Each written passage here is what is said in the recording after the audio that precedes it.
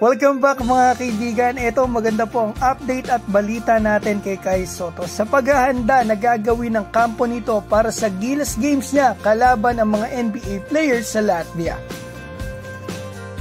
Simulan po natin dito kita naman natin na puspusan po talaga ang training ni Kai dito kay Sir Melantin doon sa Japan. At may mga bagay po ako na nalaman about dito sa pambato natin. Pinaghahandaan pala nilang mabuti mga kaibigan ang paparating na laban ni Kai sa FIBA OQT na gaganapin po sa July. At ayon po sa Japanese source natin, sa ngayon po ang official weight daw ng pambato natin ay tumataginting na 246 pounds o katumbas ng 111 kilos. Take note, sa Adelaide mga kaibigan nung naglaro si Kai sa NBL, ang kanya po mga kaibigan timbang sa pangalawang season ay 105 kilograms lamang. So tumaas na si Kai ngayon ng 6 na kilo. At kita din naman natin mga kaibigan na bahagyang lumaki po talaga ang katawan ngayon ni Kai at nagkakalaman na. At hindi pa sila tapos mga kaibigan. Ang target po pala ng kampo ni Kai ay mas malaki at bulkier na Kai para sa pagsabak nito sa Latvia Games ng Gilas. Sasabihin ko sa inyo mamaya yung eksaktong target nila.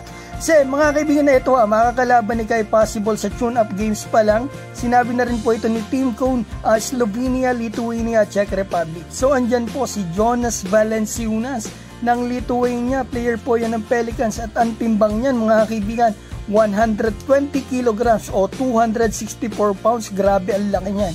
At meron pa po silang dumanta sa bonus, medyo mabigat mga kaibigan dito si Kai kasi 109 kilos lamang po itong dumanta sa bonus. Si Kai 111.5 kilos na. Mismong game naman mga kaibigan ng Gilas dito sa OQT Latvia at Georgia, katapat ni Kai si Kristaps Porzingis 109 kilos din to. So mas mabigat pala si Kai sa ngayon dito sa player na ito. At si Goga Bitadze ng Orlando Magic mga kaibigan ay kasing bigat pala ni Kai sa ngayon, 111 kilos din. So ngayon mga kaibigan, ang gusto ko po malaman ninyo puspusan pa rin ang training ni Kai kay Sir Melantin dahil ang target po pala nila ay mas malakas at mas malaking Kai sa OQT. 246 pounds na si Kai ngayon at ang target weight pala nila ay mas mataas. Ito mga kaibigan, 260 pounds o 118 kilos. Ang concern ng mga fans, baka pag lumaki ang katawan ni Kai, baka bumagal ito. Pero ngayon mga kaibigan na masasabi ko, kita natin ngayon tumaas siya ng 6 na kilo mula sa NBL. Pero kita natin na hindi naapektuhan yung kanyang bilis. Nauuna pa nga siya sa mga takbuhan ng mga sentro sa fast break, di ba? So ito mga kaibigan, at sa build po ni Kai talaga, kailangan po talaga niya magpabulk at magpalaki ng katawan. I'm sure kasi kapag nangyari yan, napalaki niya ang katawan niya, mas malaki ang chance niya sa NBA. Kasi hindi siya malulugi sa tulakan, sa box outan, di ba mga kaibigan? At ito, para may idea tayo sa timbang ng mga sikat na big man sa NBA, ito yung top 5 heavyweight ngayong season. Number 5, Robin Lopez, 7-footer, 281 pounds. Ito yung kapatid niya, Brook Lopez, number 4, 282 pounds. Ang number 3, ito Zion Williamson mga kaibigan grabe yung timbang niya, 284.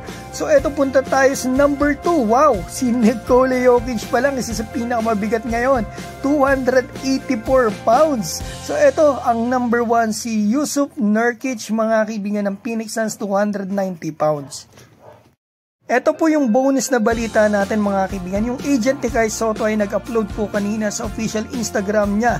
Nakasama niya si Kevin Durant. At nalaman ko po na ito po pala ay nanood ng NBA game ngayong araw laban ng Phoenix sa Toronto Raptors.